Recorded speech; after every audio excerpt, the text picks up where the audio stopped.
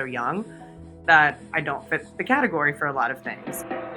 She literally even said to me, "You're 26, you're pretty healthy. To get a blood cancer is only a 2% chance for anyone to get, and I really think you're in the 98% of things."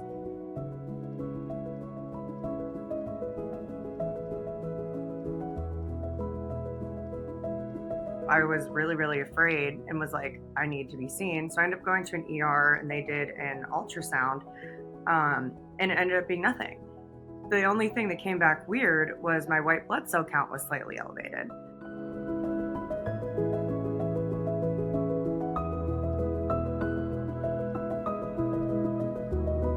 And I'm like, so what does that mean? Because my brain's like, oh my God, I'm about to get chemo. Like, oh my God, I'm about to go into all this like crazy medical treatment.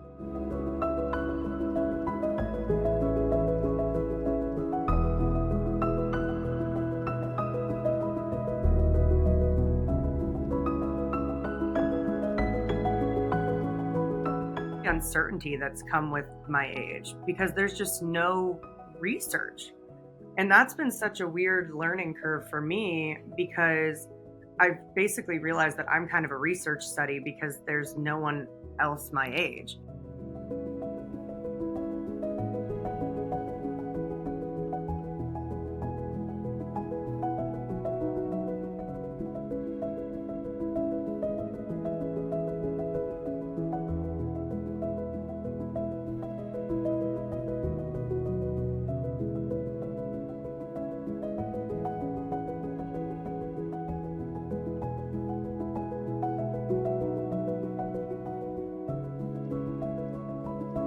And I go to the James and they're like, your counts are great.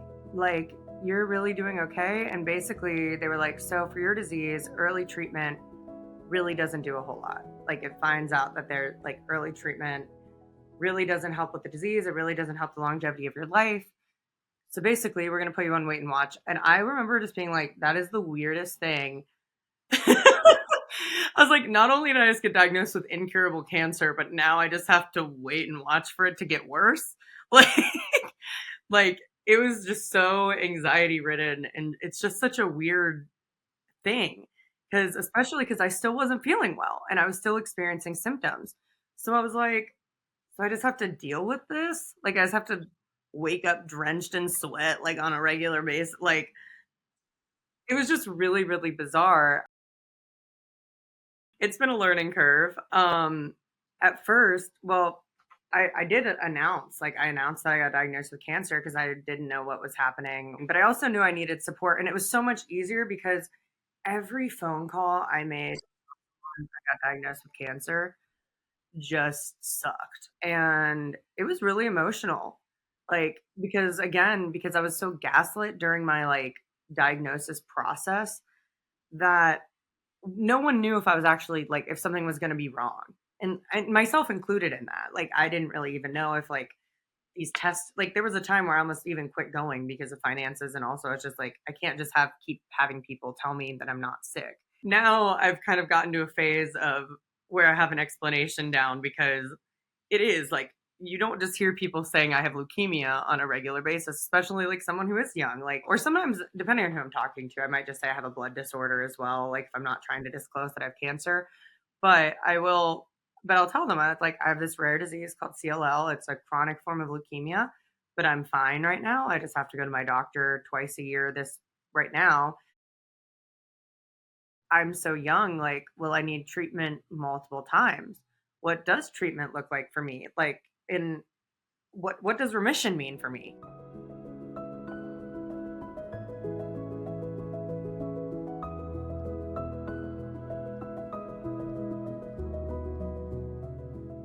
I know the one that I was looking at being in when they were doing treatment, it was basically they were saying that it was either going to be a drip therapy for a year or some sort of pill situation for a year. Either way, whatever treatment option I'd have to do, it would be an entire year of doing.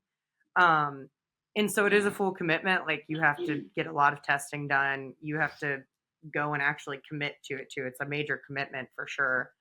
But if it changes your life, worth it. But I do find some hope. Like, I do find a lot of hope. Like, my hematologists are extremely optimistic that I'm not going to need treatment for a while, especially after my next surgery I had last year. I had 5 lymph nodes removed because we thought I was transforming into Richter syndrome, which was horrifying, and that was a whole other experience of like, oh, what does my future look like now? Because I really thought I was going to die. I don't think I'd really thought about mortality and like what I have and I don't want to lose. And that was really, really scary. And that is something that still scares me. But I would say overall, I'm optimistic. I think the science is really there, and my doctors are really on my team, and they're always really optimistic about my lifespan because that was something I had a question on too of like, I'm diagnosed at 26. Like, am I going to die in 20 years? Like, or am I going to die in 5? Or am I going to die when I'm 80? Like, which obviously none of them can answer that. I can't answer that. But what I found that works is more focusing on life than death and focusing on what I have and what I can do and what I'm in control of, opposed to being afraid of dying. And obviously, those fears and those thoughts are still there, but like being able to focus on the beauties and the things that I have really, really helped.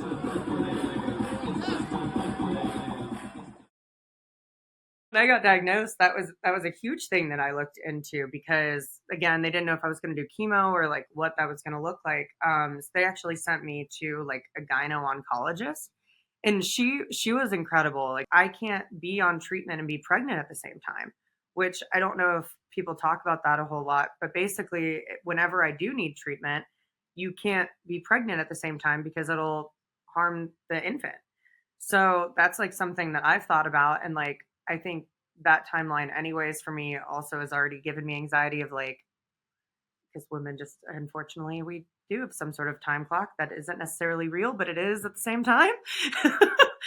And so that's one thing that I've had to think about a lot.